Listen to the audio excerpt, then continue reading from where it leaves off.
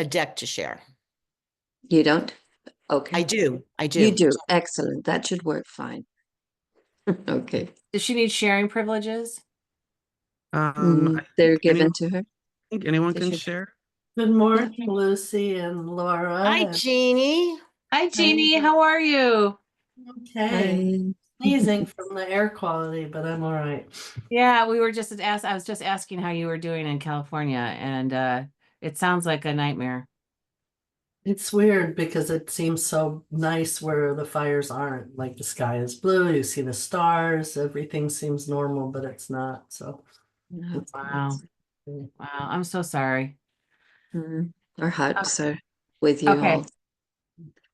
Okay. So I suppose I can start now.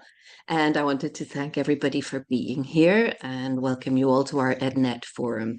This is the Education Network Forum of the Charter for Compassion, and it's our way to experience new philosophies, pedagogies, and methodologies of education as they are in practice today.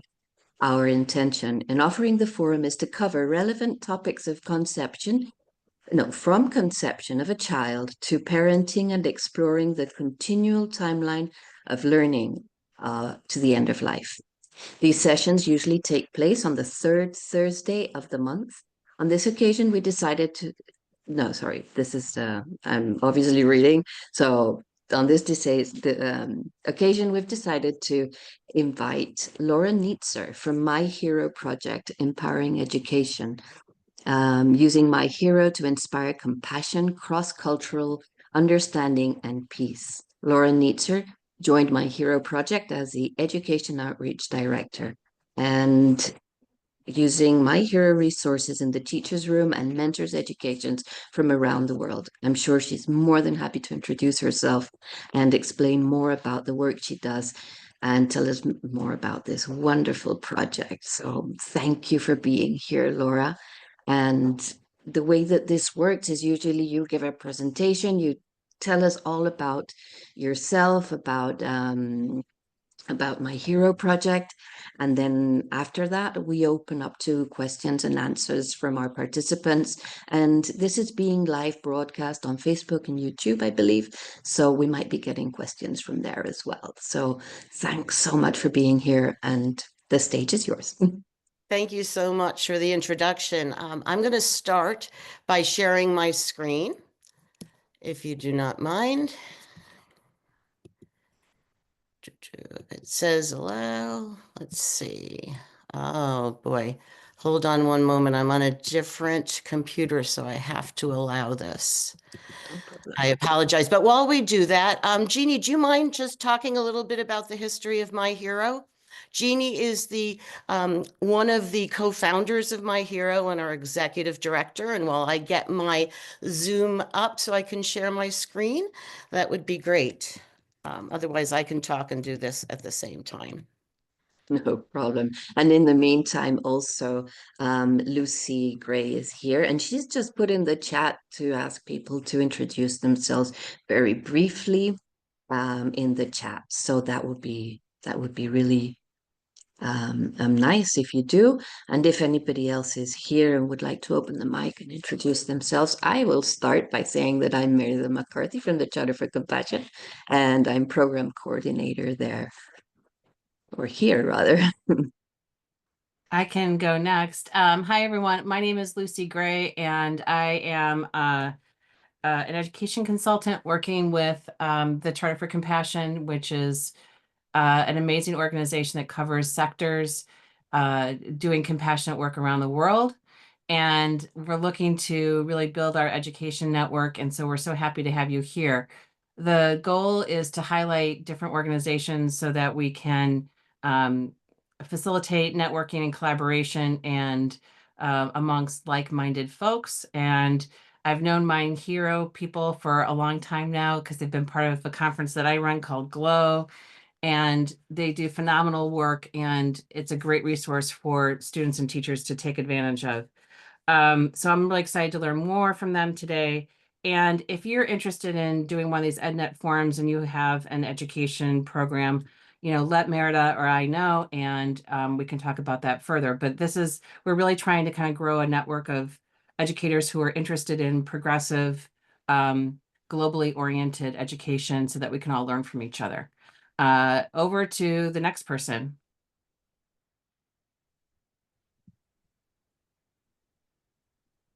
Jean, would you like to introduce yourself?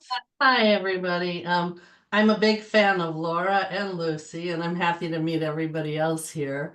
I am the co-founder and director of the My Hero Project, and it started as an experiment in 1995, and it's grown into a huge library of stories, art, films curated by Laura and other teachers that have helped contribute lesson plans and resources. And the whole vision is to promote positive role models, people working for peace, the environment, human rights, community activists, social justice. So you can find a wealth of information that serves students and life learners. And Laura can give you a lot more details. So thanks, Laura. Oh, you're welcome. I'm back too, so. Wonderful. Thank you. So would you like to go ahead and share? Shall we listen to a couple Sure. more of our participants? Whichever you'd like to do. I'm ready. I mean, we started. I guess we can hear from a couple more participants if they'd like to share before I share my screen. Definitely. James, would you like to introduce yourself? Yeah, thank you, Marilyn. Marina. Hi. My name is James Ofo. I'm a community development educator and also a peace builder. I'm founder of a nonprofit, if passed by abbreviation, denomination United for Peace Against Conflict International. Our main focus is to create a safe space for people to meet everyone that they have never met before, to learn about each other and to explore each other's story. And we create that as a container for community, for healing, and to build resilience. Thank you so much. Thank you, James. It's wonderful to have you joining from Uganda specifically. So it's really nice. And I know you're doing wonderful work where you are. And here is Elgar Trevino as well. I also Hi know there. you. Good morning. My neighbor. Hi, yes, we're in the same city. My name is Edgar Trevino. I am the wellness coordinator at the American Institute of Monterey, a private school, international education, and I've been working here in the education field for 13 years. I'm so pleased to be here. Thank you for the invitation, Merida.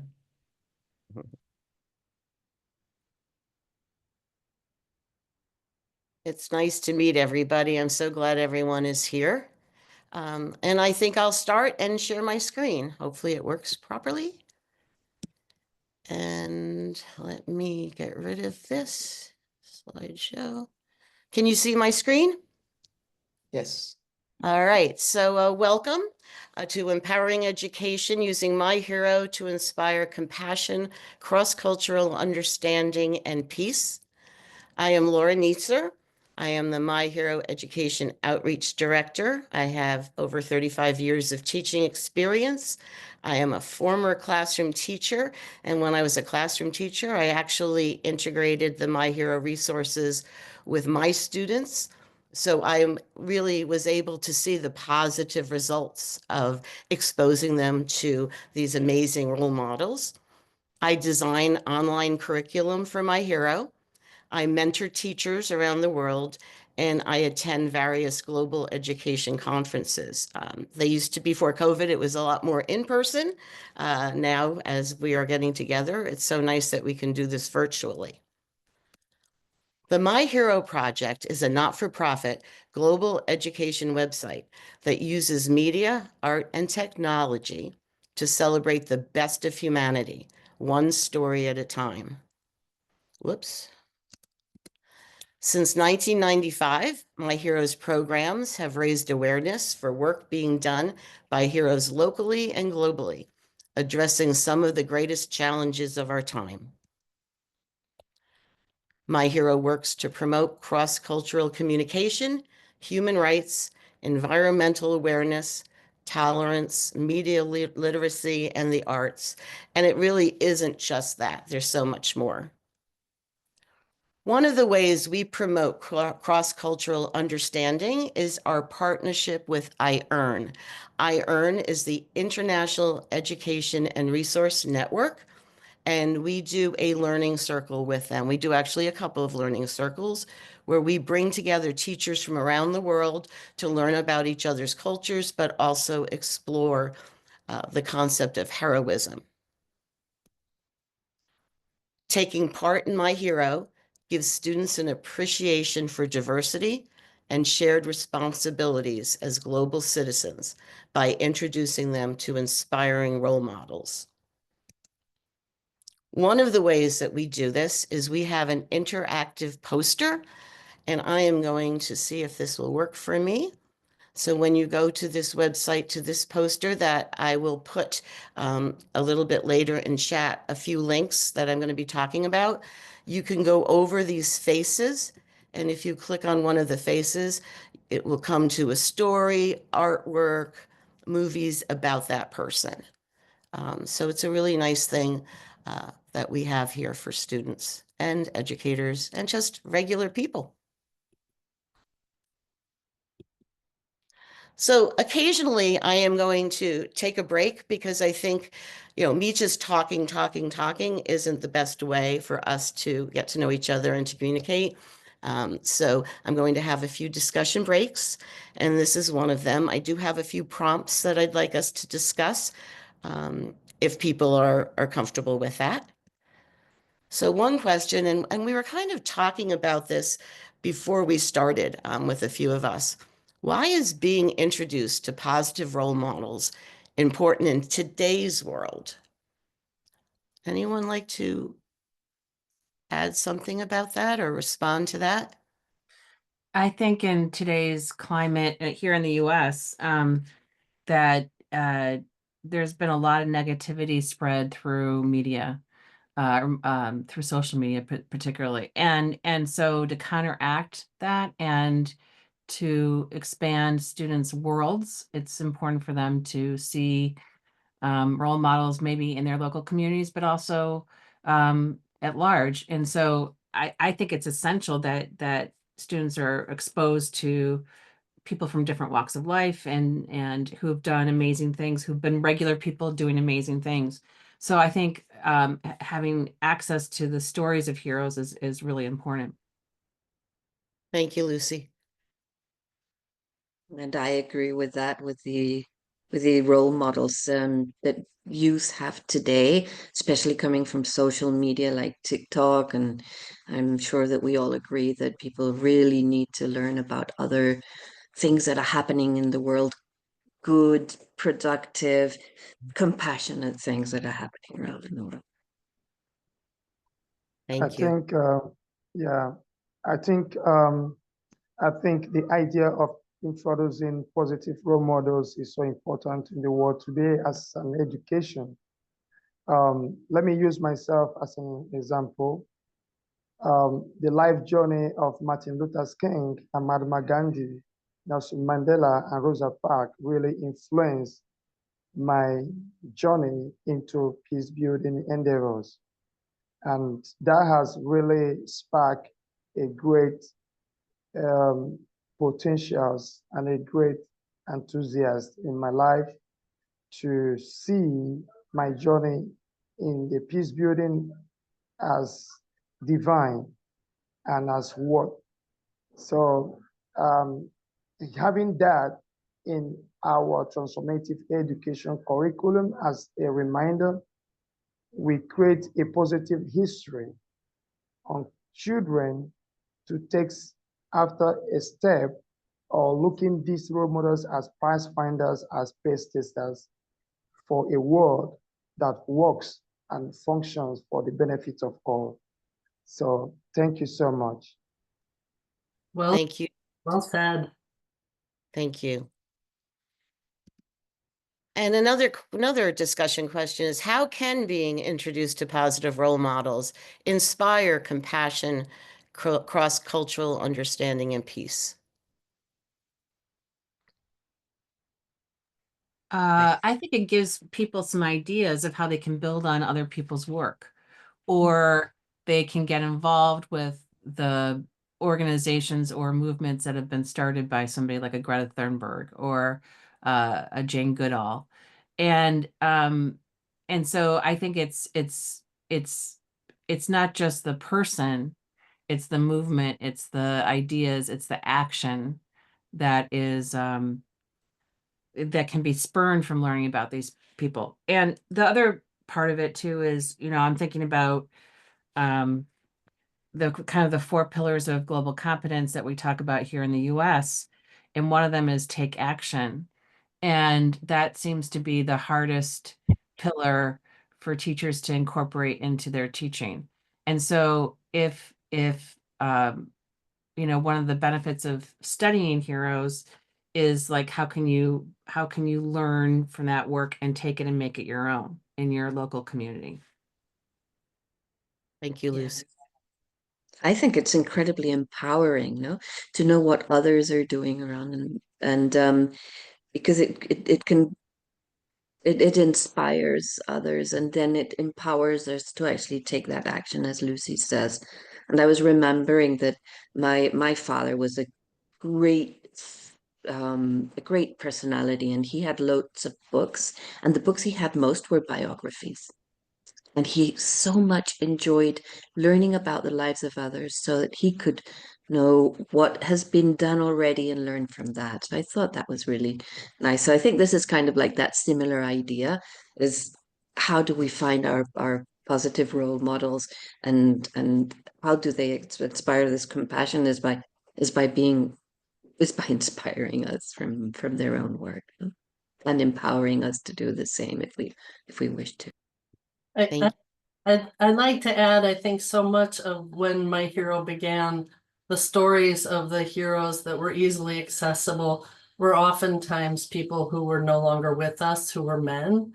And we've put a lot of work into trying to promote diversity, equity, and inclusion so that when children come to My Hero, they can see people that look like them doing great things that they too can do.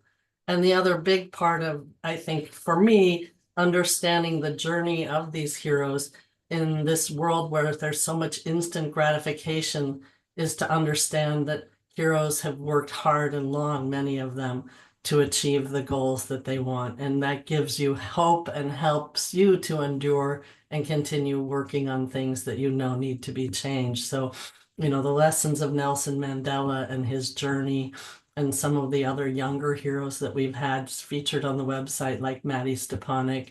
It's over a course of time that we've been privileged to see living heroes continue to do their work and make an impact, like Jane Goodall. And at the same time, we can learn from the lessons of great heroes who are no longer with us, but understand, like through Congressman John Williams, that he didn't start out where he ended, that his journey was long and hard and difficult, but he was able to make significant changes in the world in his marching with Martin Luther King and other people. So I think that's a lesson that we all need to remember, but especially as children start understanding, the road to making a difference is not easily done, but it's worth the hard work and perseverance that it takes. And the heroes give us that kind of energy and understanding. Thanks, Jeannie. And I agree. I can join. Oh, go ahead, Jake. Sorry. Okay. I think it's so inspiring to personally have met Don Fitton, the president of the Beyond World War, through my mentor, Lynn Truman. I think they represent such a wonderful role model in my life. Looking at Don Fitton, his great efforts to popularize the ideology and the concept of the Beyond World War in 1980s to bridge the gap between the Soviet and the United States. And that really shows that cultural understanding and peace, and how we can drive that act of compassion beyond every grievances, and also looking at the threats that we are facing today, the world nuclear warhead, world powers. So, and the climate emissions. You see, all this has been a message, a strong message that they really popularized and advocated. And today I continue to learn from them, listening to their videos, read about them, and it has really shaped my advocacies and my activisms and what I look up the next future generations and what myself is working hard to leave as a legacy. So I think this is really so important to have the role model that inspires compassion and also to foster cultural understanding and peace. Thank you. Thank you, James. All right. So one of the things that you want to do is, how do you start the conversation about heroism? What kind of heroes should we be embracing? And I know I did this with my students when we studied and worked with my hero for many years. And they'd come up with many different ideas. But something that we really had to concentrate on is, students look at their family and then they look at famous people sometimes. We spent a lot of time on talking about what the difference is between a hero and a celebrity, because there are many celebrities that I would not put in a category of being a hero. Someone can be very good, a great baseball player, has made a lot of money, but are they a hero? What are they doing? What characteristics do they have? And that's something that even young people, once you start talking to them about, really do understand. I remember with one of my fourth grade students when I was approving their heroes, because they had to do a little research, and we talked a big conversation about the difference between a hero and a celebrity. One of my students said Leonardo DiCaprio, and I knew she loved him as an actor. And I said, okay, he's famous. I said, but what about being a hero? And I'll never forget this 10-year-old looking at me and going, Mrs. Nietzer, don't you know he's an environmentalist? And that's what she had honed in on. And I think that's a really important distinction. And also, where can we find heroes? We can find heroes, globally. We can find heroes that people have already talked about. But if we look within our own communities, and you see people doing positive work, there are people, those unsung heroes, that I think we have to also remember to appreciate and recognize. And my hero has a whole lesson plan and some essays all around these topics. And my hero uses media to introduce students to diverse role models, help them realize that they too have the potential to create positive change in the world. Whoops, went backwards, sorry. Now, before I go on to some short films, I just want to say we are a multimedia website, which means we have stories, essays, poetry, artwork, short films under 10 minutes, listen and read stories, and music. I am only going to really kind of concentrate on two parts of it because I felt that would work out better.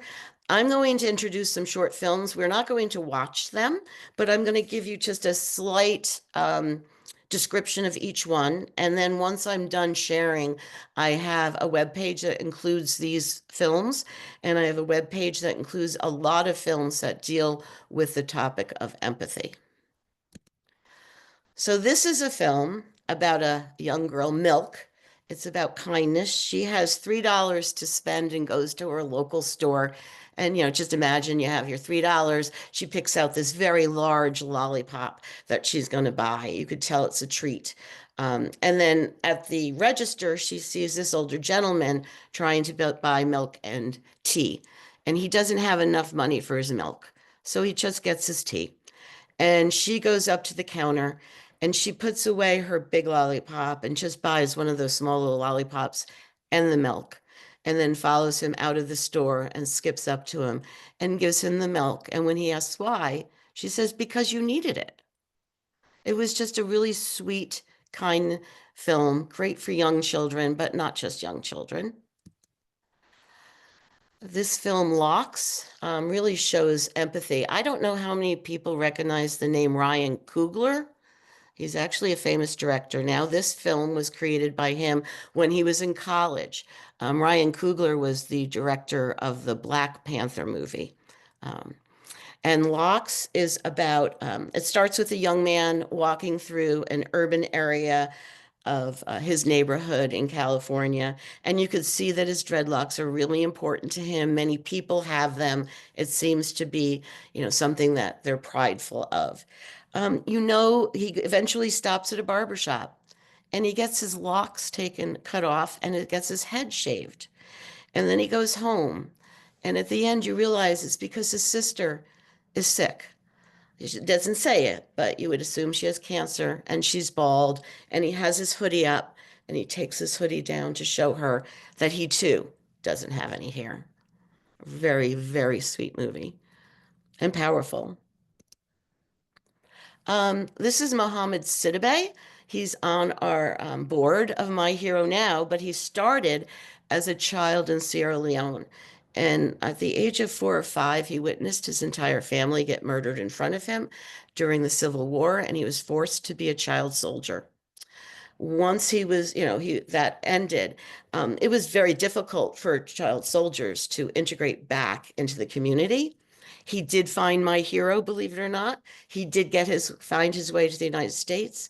He was actually adopted when he was in high school by a family in New Jersey. So he went to high school. He went to George Washington University. He went to Fordham Law School. I could go on and on about him, but this movie kind of focuses on why are countries recruiting kids as child soldiers, and the violence and the connection to being able to give children an education will also lead to peace.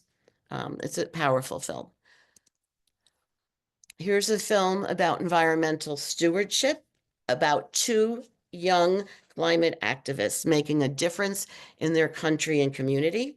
One is from Nigeria, and she is fighting for better waste management and taking care of the surrounding oceans, and started a nonprofit to educate youth in her country about ways they can help their environment. And the other young woman is a climate activist from the Bahamas, and she is educating youth about how their actions affect the environment, improving environmental education, and talks about the threat of salt mining on the Bahamas ecosystem and ecosystem displacement. What I like about this film is it shows 2 young people actually making a difference, having an action plan, getting other people involved, and I think they can be very inspirational to youth. This is about social responsibility. When the Devil Smoked in Paradise, it won this year's Dan Eldon Youth Activist Award in the My Hero International Film Festival. And this film was created by a high school student about Irvine, California, and the issue concerning the all-American asphalt plant polluting the community.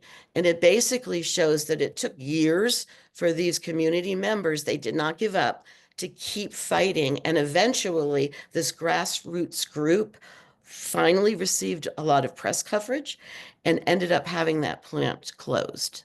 So it shows a community getting together, working very hard, and having a positive result. Social justice. This is another Dan Eldon Activist Award.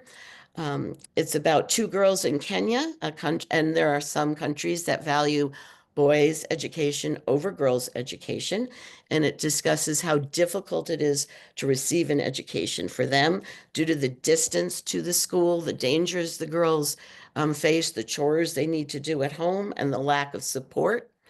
And then it goes, these girls get bicycles, and it shows how bicycles truly changed the ease of them getting an education.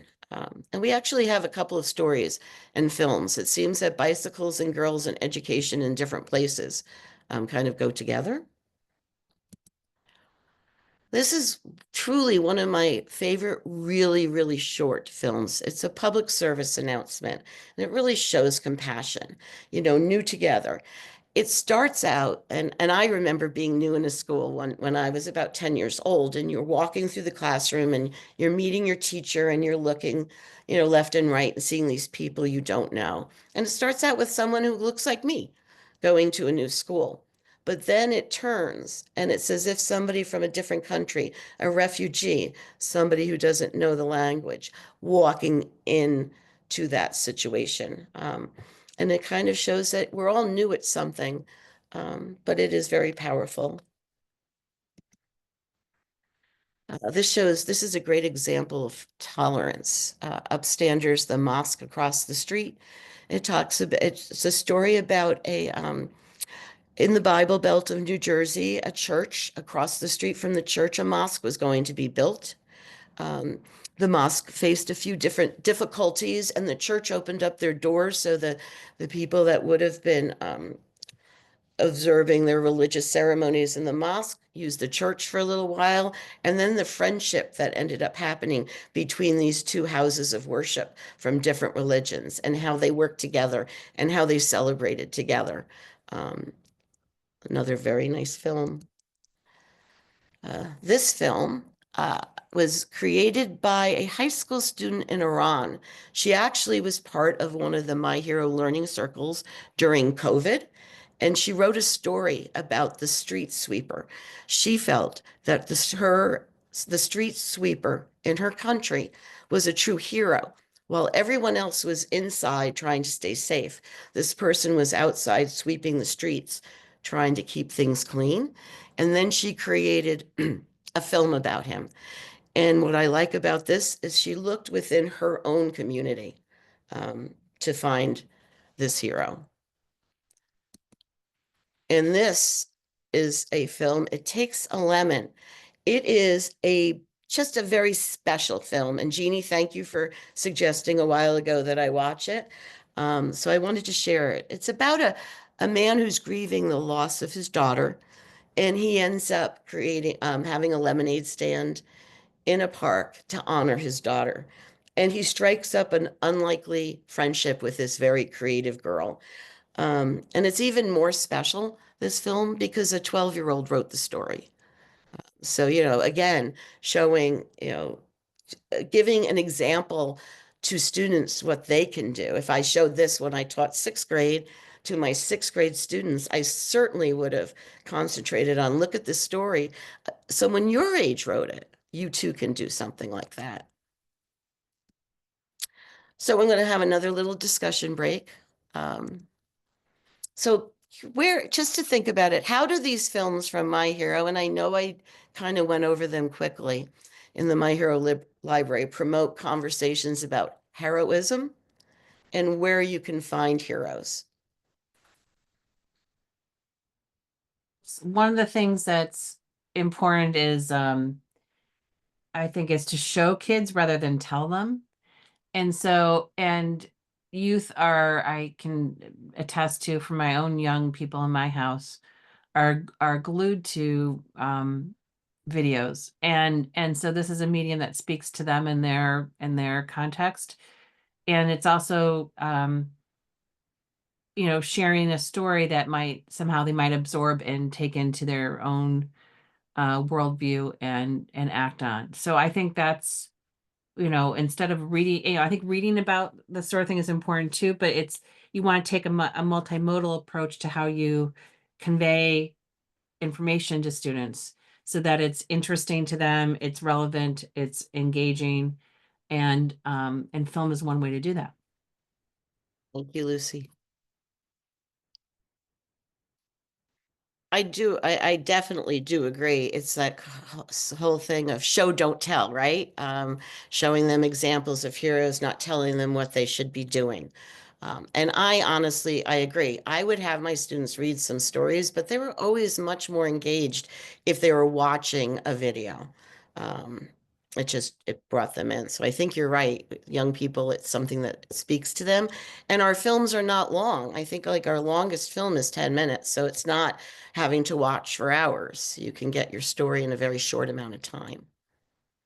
I think lesson plans that Laura puts together throughout the year and the calendar include so many beautiful short films from the library and also, historical speeches by Martin Luther King and other resources. The other thing that we've had the great fortunate to be able to observe over the last almost 30 years is the power of asking young people to look for the heroes that will help them.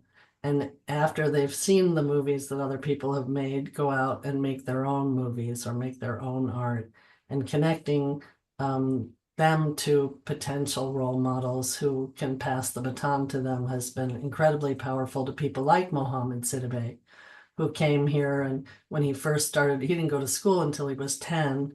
He learned how to use a rifle before he had a pencil. And by connecting to people through iEARN in the world and learning about heroes through My Hero, he was able to understand and have a vision of a different kind of world that he wanted to be part of. So it's been really interesting to see, Mohammed get mentored and supported by people like Erin Gruelle. I don't know if you know her story, the Freedom Riders Foundation, and other heroes that we've been able to connect Mohammed to as he was growing up. And Mohammed's an amazing man. I've been able to meet him at numerous conferences, and he actually came and spoke to our middle and high school class about 8 years ago when I was still teaching. So they found that incredibly powerful, his story. So we have a lot of incredibly powerful stories on My Hero. So as Jeannie said, students are invited to share their own media, their own stories, short films, art, poetry, and songs celebrating their heroes and the best of humanity with My Hero. We have digital storytelling tools that allow students, and it's not just students, anyone can submit to My Hero to celebrate their hero of any age. And one way we have that is we have a lot of contests that are open to students of all ages. And when I say all ages, we've had art contests where you had, and I'll never forget the celebration. We had a pre-Ker. She was about 3.5 or 4 who had drawn a picture of her aunt.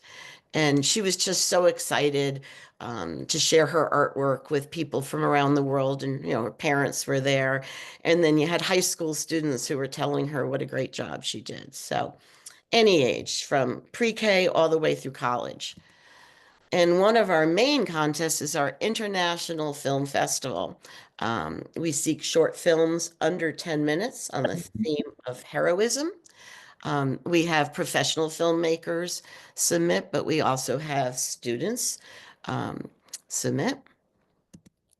And we have a lot of different awards that we give out. And one of them you'll see here is a Student Filmmaker Award. We have the Maddie of Stepanek Poetry Award. Sing for Hope is a song video, music video. But I want to talk a little bit about the Woj Youth Reporter Award. Jeannie, do you know the background of Esther a little bit more than I do? Would you like to speak to why this is so important to us?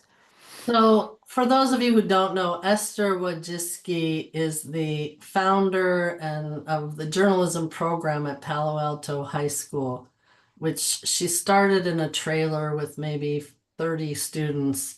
And Palo Alto is where Steve Jobs and the Apple computer was. And she was one of the first teachers to introduce the Apple computer to her students, not knowing how to operate it. She had them help her set it up, and her idea of teaching shifted because she realized that she didn't have to be the sage on the stage, as she says, but that she could mentor the students and they could learn from each other as well as her.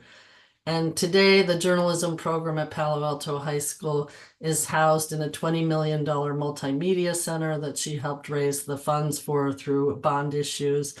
And they have 600 students each semester, publishing 12 magazines, radio, television, all multimedia. She has designed and operated the state-of-the-art multimedia learning program.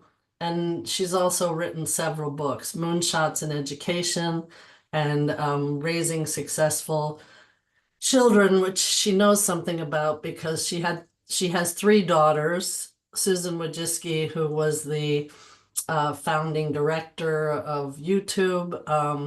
Her other daughter, Ann Wojcicki, created 23andMe, and her other daughter Janet is a physician and teacher at UC San Francisco.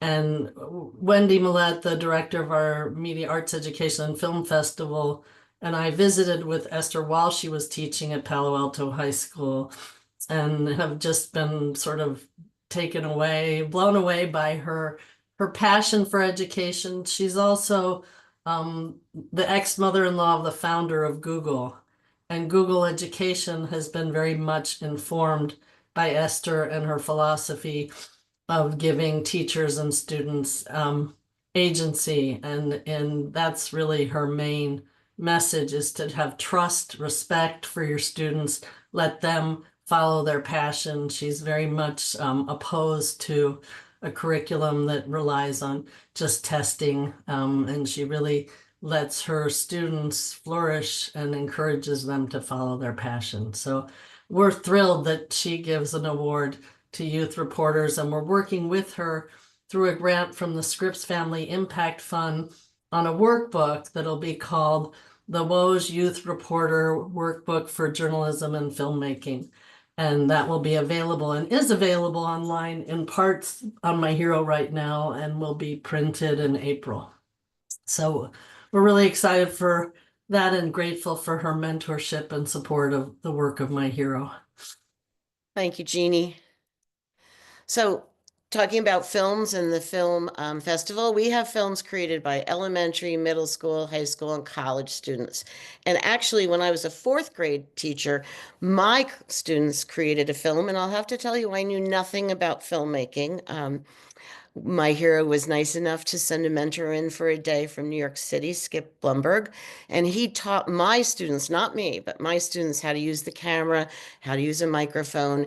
And one of my students' fathers had been on Flight 93 on 9/11 and died when my student was 3 months old. And she had written about him, but my students found out about 9/11. They were all babies or not even born through that. And they wanted to do something in his honor. So we raised money for relief efforts of a tsunami that had happened in Japan, and filmed our efforts and submitted it to the film festival, and actually got the second place elementary award, which my students were very excited about. But it's not as hard as it seems for students. Nowadays, students can make films with their cell phones and submit them. So it's so easy.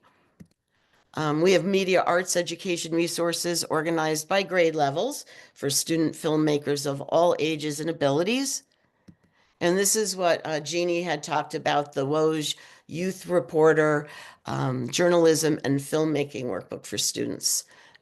It's available, as Jeannie said, in parts on our website, but it's coming in April and it will be published. And it's amazing. We also have a poetry contest in memory of Maddie Stepanek, who wrote, I think it was called Heart Songs, right, Jeannie? Correct me if I'm wrong, in his very short life. We have Sing for Hope, a music video award that has gone to students in the past. Robert Shetterly is an American artist who paints Americans who tell the truth. And we have a portrait contest each year where students of all ages are invited to submit a portrait of someone they admire. This year, the submission deadline is May 1st. It can be done individually. All these contests can be entered by an individual student or person, or, a class could do it as a class assignment. And we have right now a visualized heroism art contest, and Monday is the last day for submissions. And we've gotten some really sweet portraits of people that mean a lot to the youth. So what I'd like to do is share some student artwork with you. But before I do that, I can't see chat, and I know some things have come up. Are there any questions that I should go to, or has this just been links? I'm going to take a look when I'm done sharing my screen. Yeah, not necessarily. There was a Wikipedia link to Esther Wojcik and films from your various contests can come from students or adults. Is that right? So you Yes. just answered that basically with your presentation. So Yeah, it's Okay, just, great. Just and I wanted to don't, see. yeah, I'm not on social media. Maybe Felipe knows about that, but for the moment, it doesn't seem that there are any All questions. right, super. Thank you. Thank you so much. All right, so I'm going to share artwork. This artwork has been submitted to a number of contests over the years. I'm going to start with some elementary students, then middle, then high school. And I have a written description. I'm not going to read the whole thing, but the words that are there when we have students submit artwork to a contest, we ask them to write about who they're portraying or what group they're portraying so that it's a little more meaningful. So we'll start with elementary school. It's my brother. This girl's brother was sick. He's her hero because he shows me how to have a bright smile no matter how I feel. And she says he's the bravest person she knows. And she was very young. She won our contest that year. She's from California. I think she was in third grade. Here's a girl who is in fifth grade who did a painting of her mother because she's her inspiration. It's amazing how, these are obviously some talented elementary school students, and it's nice for them to be recognized for their work. And here's a portrait of the leader, the Prime Minister of Bangladesh. The student's going to school in the United Arab Emirates, but she did this portrait. So you'll see it was a brother, a mother, and a political figure. Now we're going to middle school. This actually is a new piece of artwork that was submitted to our Visualize Heroism contest. And it's about Aubrey, this girl's best friend since first grade. She's selfless, thoughtful, encouraging, a constant friend through both elementary and middle school, easing the transition between both, which I thought was interesting because it is a transition to go from elementary school to middle school. And she's recognizing that this person has helped her. Middle school. This is someone in a village, a lady who's older, but it doesn't stop her. And she's out there selling pawn and making her living. So someone within the community. Last year, this was our Robert Shetterly Portrait Contest winner, 8th grader from New Jersey. It was a portrait of her, of one of her professor's teachers who was in a car crash. And Robert Shetterly wrote, I'm going to paraphrase it, but what he loved what she wrote, but he loved that she didn't shy away, excuse me, from the scars from that auto accident. They're there and prominent. And this student is inspired by her teacher's resilience and determination. Whoops, let me go back. All right, now we're going to high school. So this is a painting done by Annie. Actually, you're going to see two. Annie has submitted a number of pieces of artwork to My Hero for contests and not. So she's a student artist in California. And this is her grandmother. And her grandmother taught her to knit. But her grandmother inspires her to be a better version of herself every day. I just think that's very sweet. And going back to something that the two of you did together.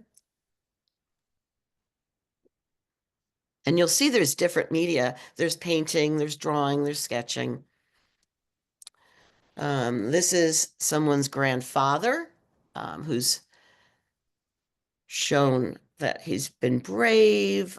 He's one of the oldest members of her family and someone who's an inspiration who made this student artist proud of her culture and the traditions that make her who she is. And I think that's really important, your culture and traditions.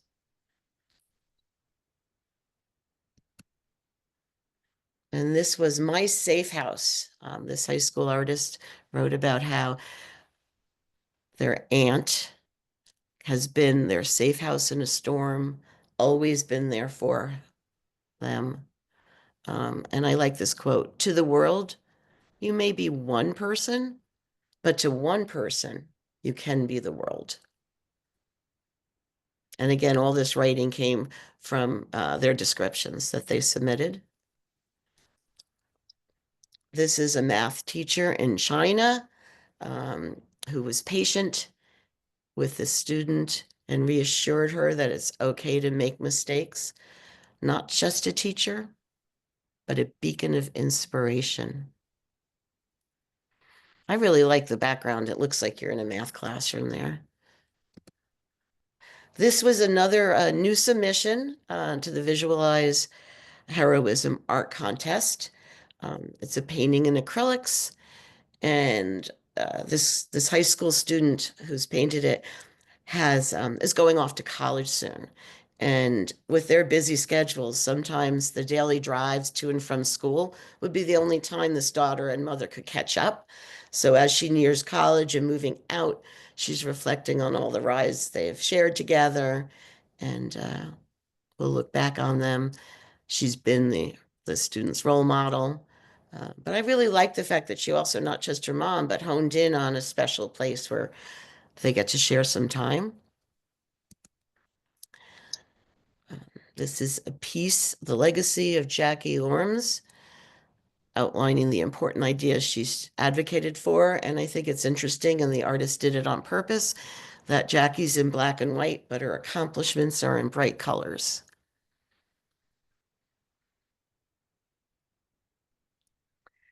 This is a typography art project where a class submitted some.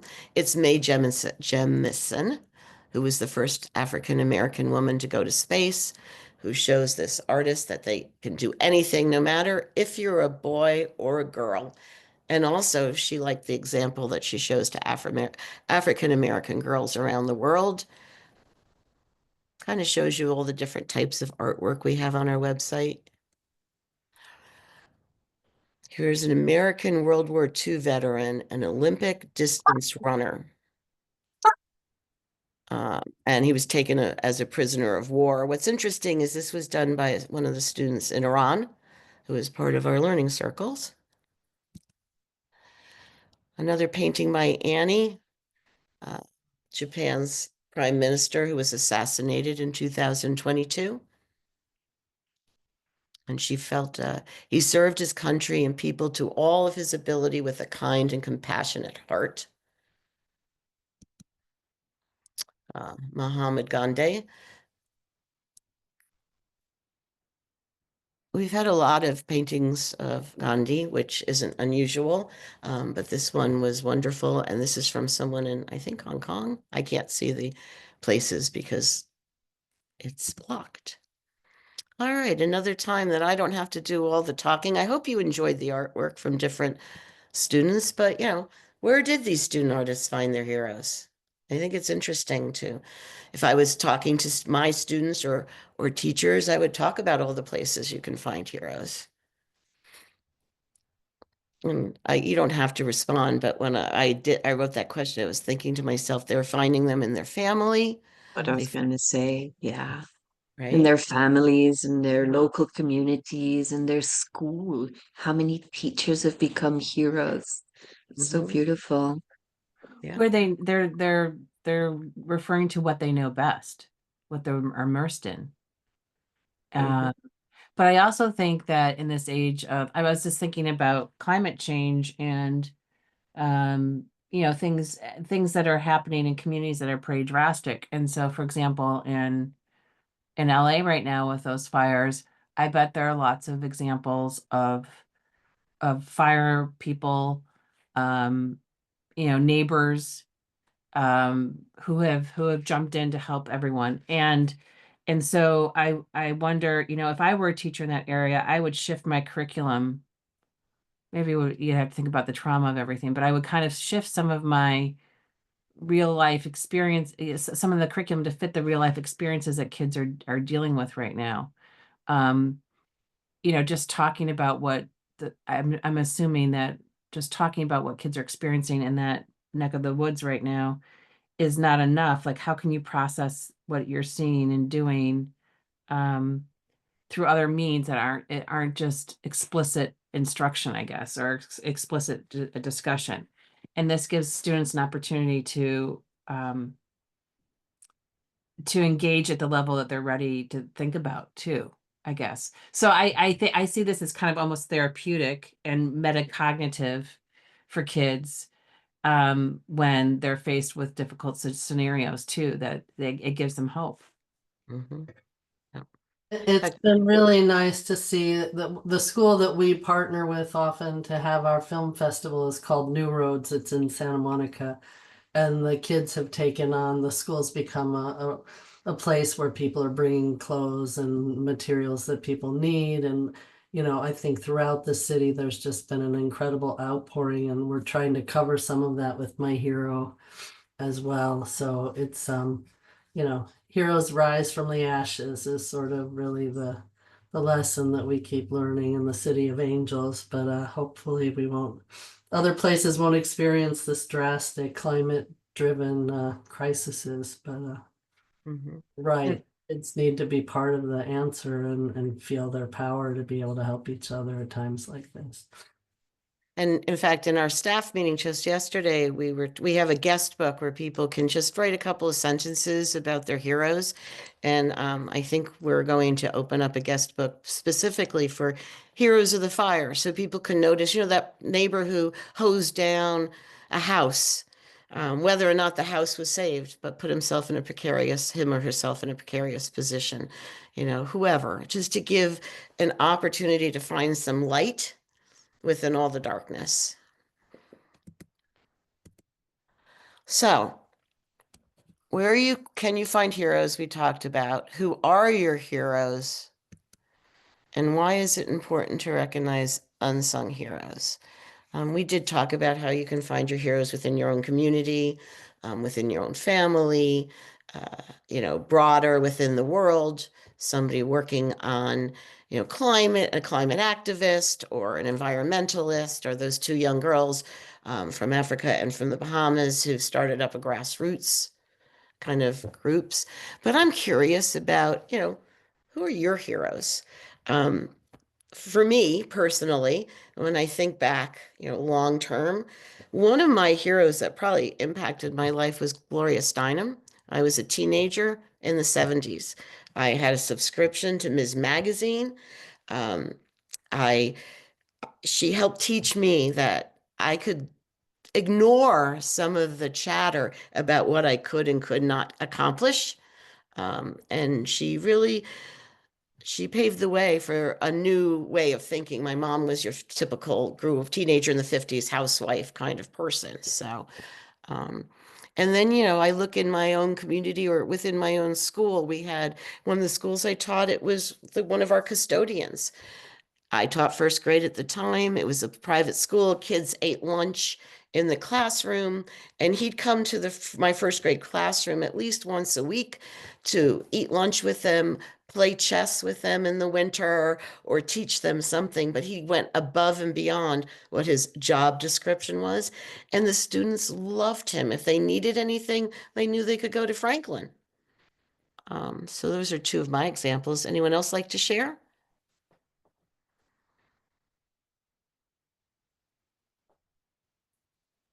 I have a hero, or a story related to a hero, because I saw Marilyn Turkovich, the executive director of Charter for Compassion, give a speech here in back in 2016 or 2014, or no, way back then, and I found her so inspirational, and she was one of those people that I really looked up to, and being able to look up to her and to be close to her in some way, I made my way, no, to be close to her, and now I'm working with her, which is fantastic for me. So I think that's the kind of story now that we are looking for. I mean, it was it was thanks to Marilyn that I came in touch with compassion and what compassion is all about and how we can extend compassion. And so for me, she's been key in my life now. That's And my little story.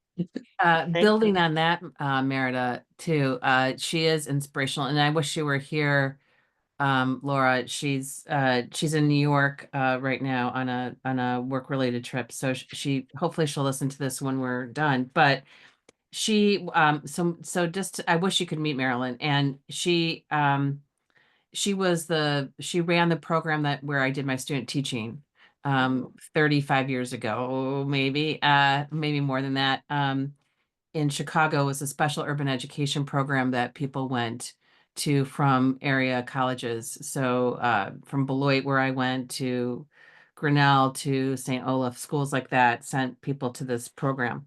And that's when I really started exploring the concept of multiculturalism. And, I'd never been exposed to it in a, fairly affluent white community where I grew up. And it was life changing and an experiential. So to come full circle and work with her now and this group of people at the charter is awesome. And I continue to learn from her every time we meet. And I'm sure my colleagues here would attest to that. The other thing that pops into my mind is I don't know if you guys know Bob Greenberg, but he was a second grade teacher and magician, I believe, and in Connecticut. And he retired a number of years ago and decided to record the stories of just about every living educator out there, famous and not famous. Um, He's interviewed people like Howard Gardner. He interviewed me in the middle of Columbus Circle in New York because one year I was in New York and my hotel would not let us film in the lobby. And so I think it was because this hotel had been in TV programs like Sex and the City and they had filming, regulations or something.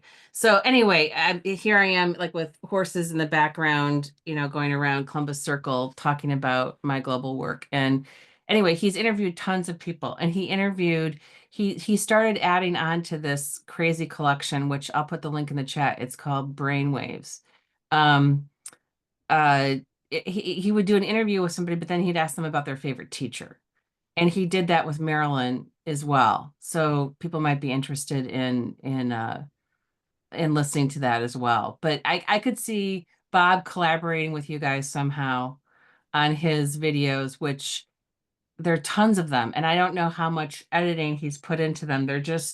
It's amazing who he's gotten interviews with. And most recently, he had one with Anthony Fauci. I don't know how he got that one. But anyway, you guys would love the collection. I'll put the link in the chat. Thank you. That's why I like having these discussion breaks and just not, talk, talk, talk, talk. So, and I think, it's also really important to recognize those unsung heroes, those heroes that are doing just what they're doing because it's the right thing to do or it's the necessary thing to do at the right time, but within your own community, because I think that's incredibly inspiring. And it also can, I don't know, help and inspire like youth that you can do something. It's right here. It's not far, far away in another world, in another country. Um, I know that I went from fourth grade to sixth grade teaching, and I used my hero in both, and my students wrote about their heroes. And the fourth grade class that moved to sixth grade were the ones that did the movie. So I had the film, I had them twice. But one of the girls, Alana, it really spurred her on to wanting to do something, for the community. And in middle school and sixth grade, she asked if she could start a community service club and will I be the advisor? And she looked for things within our community. It was a private school, so it drew from different towns, but things that we could do within that area, not, something far away. And she kept running it all the way through middle school and continued her community service even in high school. And I think, things like that are important to kind of spur young people on. So this is where I was going to have questions and answers, and we kind of have done that, but let me stop sharing for a second because at this point, if we have any questions, I'm happy to take them, but I want to put in a couple of links that hopefully I still have up. So any specific questions for myself or for Jeannie? Yeah, I guess one of my questions I have for you is how do you collaborate with other organizations, and are you looking to collaborate with other organizations? And I think um, part of the work in around global education topics is networking and people co-promoting what they're doing so that the word gets out, because it's really hard to reach teachers. It's really hard to reach school leaders, particularly because of what's transpired in the last 5 or 6 years. So I'm curious as to, what can we as a community do to support each other, et cetera, et cetera, et cetera. I will jump in on that. We're Thank you. actively, engaged in trying to promote the good work of other organizations and people. We also are exploring opportunities to partner with other organizations. And we have over the years done things like that for grants as well. So, there's a lot of power in teaming up with one another. And you're right, it's been astounding to see all the resources that we've built online to support distance learning were made more challenging for people to find because of COVID and the sort of firewalls that have been put up in schools and districts across the country. So it's particularly important to team up together and try and find ways to reach more students and more teachers together. And, it's unfortunate that that's the way it is, but I understand the need to protect students from harmful information. But in the process, people like my hero are harder to find. So we really are trying to address that in whatever ways and suggestions you have as well, Lucy. We're so thankful for your opportunities that you give us to share the information, and we're always open to exploring new partnerships and ways that we can grow together. Yeah, I think that's the right mentality. I think a lot of organizations are very centered on themselves, rightly so, because they want to keep alive and focus on their mission. But there's something to be said about the connections you also make and how you can learn from other organizations. And so you have to, I think it's important for orgs to be open to that. And you guys certainly have been that historically. Um, Jeannie, what's your background in film? Because it seems to me that you work in the industry and you have a lot of industry connections. Can you, and I don't think I've ever asked you about this in general. But how did you start this? How did this come about? What was the inspiration? So my hero began as a failed television pilot in 1994. So it's actually been more than 30 years that this has been on my table or whatever in my home. Um, and I, went to a school in Chicago that was really promoting arts and community called Francis Parker. And the co-founders of My Hero were also classmates of mine that we made our first film, Rita Stern Milch and I, when we were in 9th grade, and it was a peace film. So, this belief in the need to promote positive role models came out of our own concerns about the birth of reality television, the opportunity for reality television to do some good. And when the network said, this is a great pilot, but it's not commercially viable, a student who had worked for me, I used to run Brown University's Media Center, and a student said, there's this thing called the internet. And if you take your TV pilot and you put it online, you can do the same thing that you want to do as with an internet. We wanted to do like America's Funniest Videos and make a TV show about heroes from around the world. And we wanted the audience to participate. So we did that with the website. And the first website that we launched in 1995 was in a home of a couple named Digital Genesis. And the server was in their bedroom. And we took the TV pilot and we made still pictures. We had Michael Crichton talking about his hero, who was an environmentalist, George Schaller. We had students who were street dancers in Chicago instead of being in a gang that was doing violence. They were winning awards. It was a really nice pilot, but we made it into text and images for the web at that time. And then we launched a guest book. And one of the first stories that came into the My Hero guest book was written by Harold Wood, who was the Sierra Club's education coordinator. And he wrote a sentence. He said, "John Muir is my hero. He created our national park system." And I'd been to Muir Woods, but I didn't know who John Muir was. And all of a sudden I got hooked. Oh, this internet is so interesting and it can bring so many connections. And then schools from Hong Kong were mailing stories with art to our post office box. And I just, I fell in love with the technology and the ability to use media.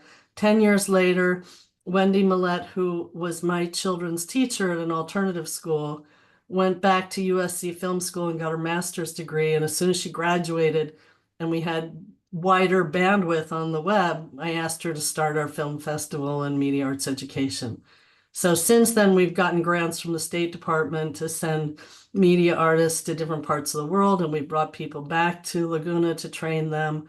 And from that project, we were able to begin our media arts education resources.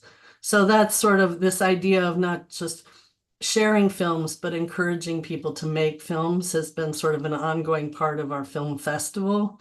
And that's my background. I've made some documentaries before I started doing this, and I worked for NBC News and traveled around the world and worked at Brown University Media Services and went to the American Film Institute. But I've been sort of in this My Hero world deeply for a long time. And I'm trying to figure out how to keep it going beyond, my ability to keep doing it. So that's my challenge right now. And appreciate anybody's suggestions or advice. Yeah, wow. Wow, what a story. Yeah, I would think that this would be like right up the alley of like for instance, Apple, because Apple's a particular animal. I have a lot of connections through the Apple Distinguished Educator program. But they're not and the world needs. they're but I would think that this is the kind of thing that they would want to get involved with or promote behind the scenes or something, because they're, filmmaking is part of their education efforts. But I'm not in the industry of filmmaking. So, but I would think that people would be glomming onto this in your corner of the world like crazy. Also the other thing too, Francis Parker, my grandmother went there. So did you go to school there, Jeannie, too, with Rita? Is that where you guys met? We all met at Parker, and Karen, who helped us launch My Hero and has been very supportive over the years, also went there. She's Okay. younger than we are, but Rita and I made our first film together, and we've been friends ever since. And yeah, it's been really nice. She's on the board of My Hero, and Yeah, and she friended me on Facebook, and I didn't realize who she was for like 10 years. And yeah, and she seems really interesting, and her husband's story is fascinating. And if people probably don't realize it, but Rita's husband was the creator of Hill Street Blues and NYPD Blue and Deadwood and shows like that, and has had a remarkable life.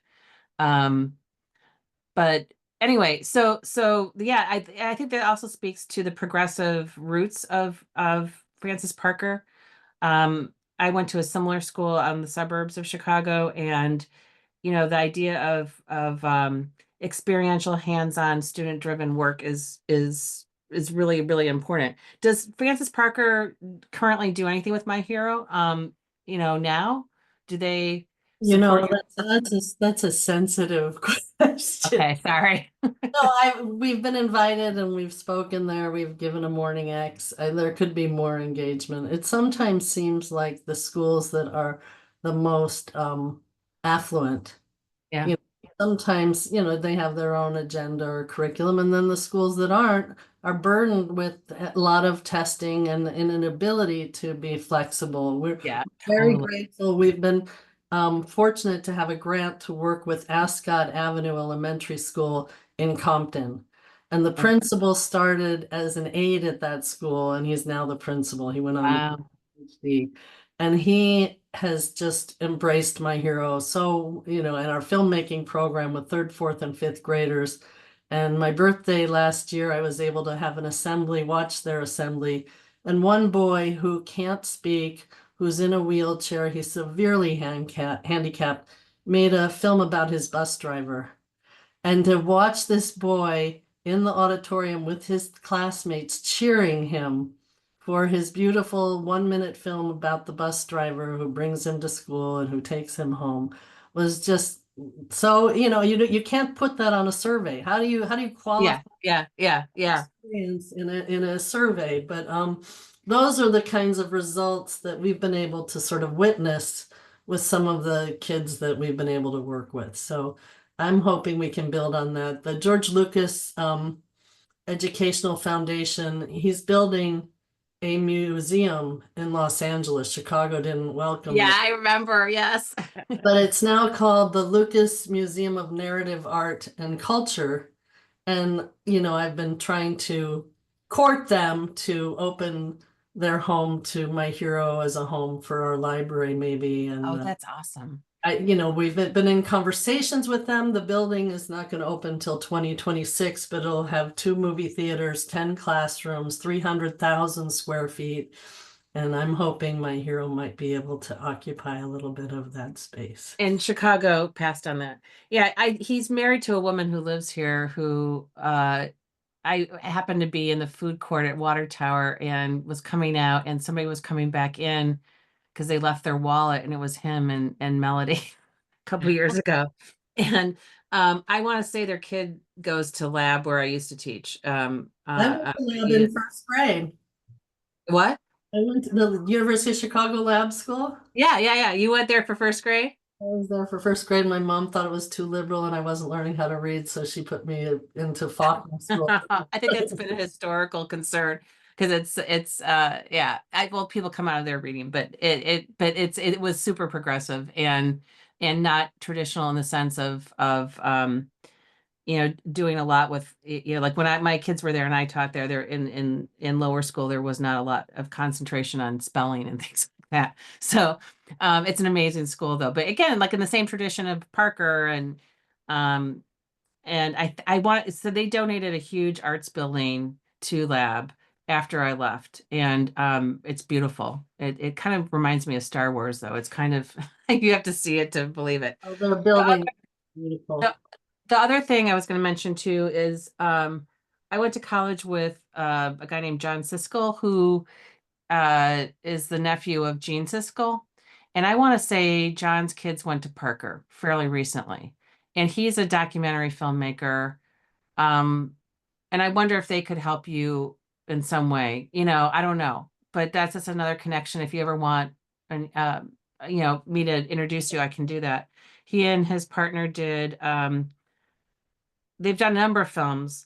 But the one that I really loved was called Louder Than a Bomb, and it was about spoken word poetry contest in Chicago called Louder Than a Bomb.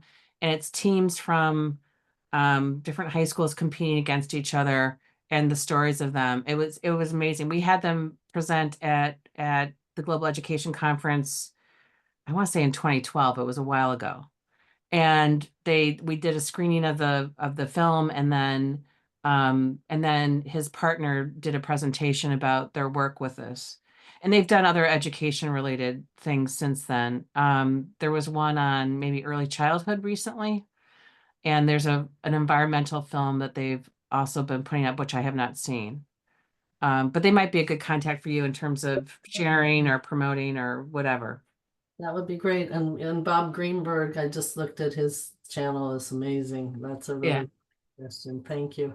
I like Yeah. to brain drain you. See, you got. Yeah, I'm happy to do that. I mean, part of this is I like to work with people who are professionally generous and because I think it benefits everyone. And I think that in the current climate, we're going to have to do more of this kind of grassroots work because, who knows what's going to happen at the funding level and that sort of thing. I think the funding with global education organizations in general is a problem in the US because there has been State Department stuff, but there hasn't. I'm worried that that's going to go away. And in Europe, it seems like the government funds global citizenship oriented programming. And we don't have that kind of source here. And so it's up to foundations who have their own agendas and want to fund, whatever is the flavor of the moment, as opposed to making kind of, the Mackenzie Bezos type of, grants that allow, organizations to flourish. And so, I don't know. I just think it's a very interesting conundrum. How do we fund all this good work that's going on in different places and keep the communication going at this? And I think it's going to be harder given the administration that's coming in, unfortunately. And how do we keep the work going when resources may be for schools, for whomever, are going to be maybe more limited? The whole concept of tariffs, the Internet Foundation was laid by federal dollars for education. And it has always been my belief that somehow all the currency that goes through the internet, a fraction of it should go to support education and leveling the playing field so that every child has access to the information and into a safe place. So I don't know that plea would be heard in this administration, but they're certainly talking about putting tariffs on other things. So maybe there's an opportunity to somehow appeal to their sense of Money. serving good. Yeah, you're more hopeful than I am. I was I'm naive, and I've written love letters to Mackenzie Scott, hoping that somehow because she could give us an endowment that would help us secure our future. And that's really, every quarter to have to figure out how you're going to survive. I know you, Lucy, you know all too well. Yeah. Yes. How difficult that is, and to have people like Laura who are so talented working for you for so many years, it really it would. And Laura, are you retiring? I am April 1st. Oh my gosh. So we got you right in time before It is. I said to my husband, I said, as I was finishing my slide deck, I said, I'm excited because he's also retiring. We live on a lake. It'll be summer and I won't be sitting here working and looking at the beautiful day right outside.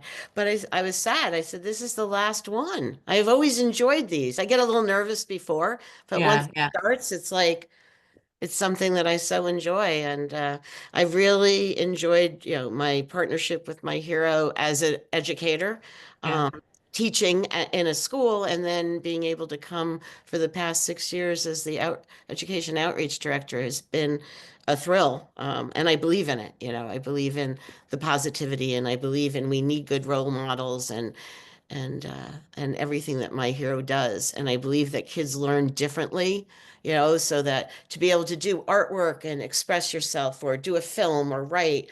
And when my class in fourth grade did a film, there was a boy who academically, he had a severe learning disability that was just being diagnosed. And he didn't do that well. Like he didn't feel that good about himself in class because everything was hard.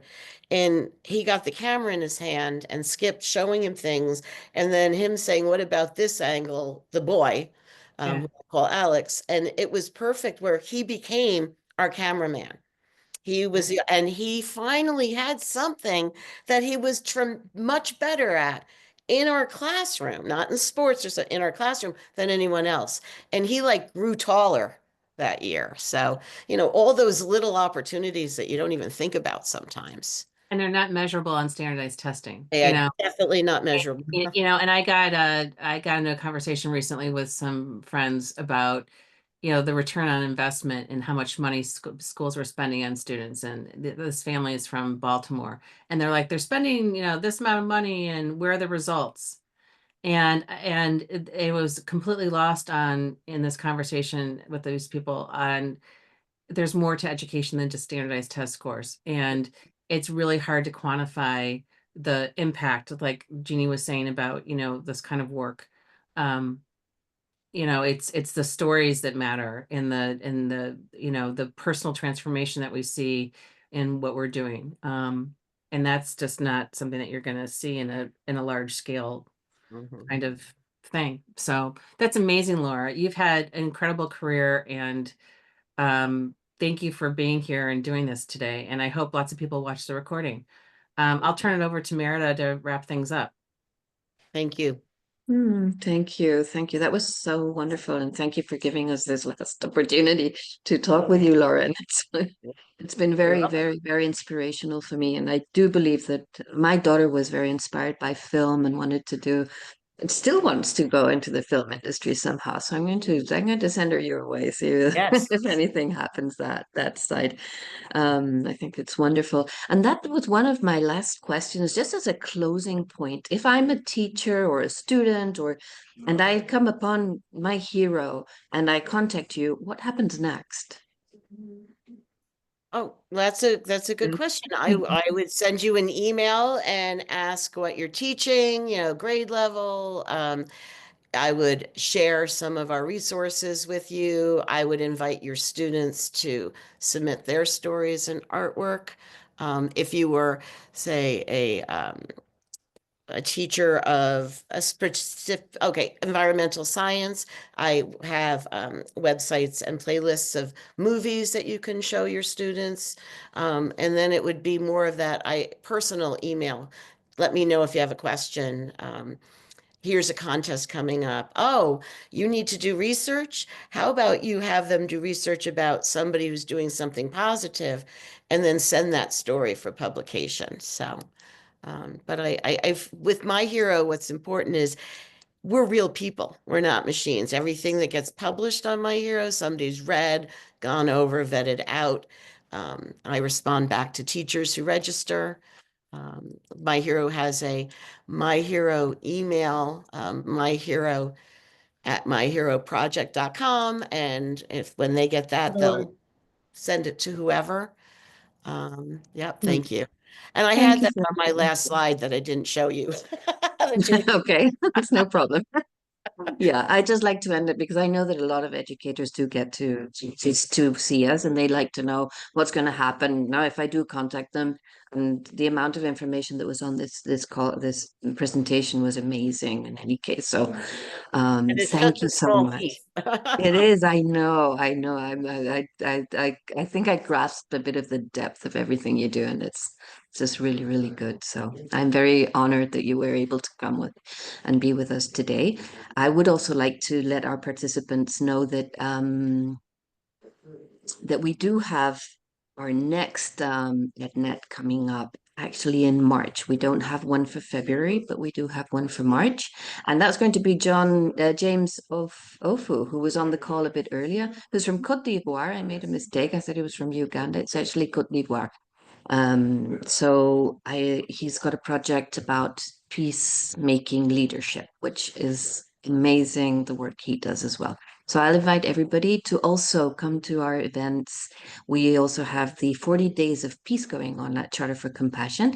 There's lots happening. We have partnered with all sorts of organizations from all over the world and who are all doing MLK, peacemaking, community building, presentations and courses and meditations, and there's a lot happening there. So please do visit our website, World Wide Web, www.charterforcompassion.org. So thank you, everybody. I think we've come to the end of this, so we can probably stop the recording, and we look forward to seeing everybody else and participants in future events. So thanks a lot, and thanks for being here.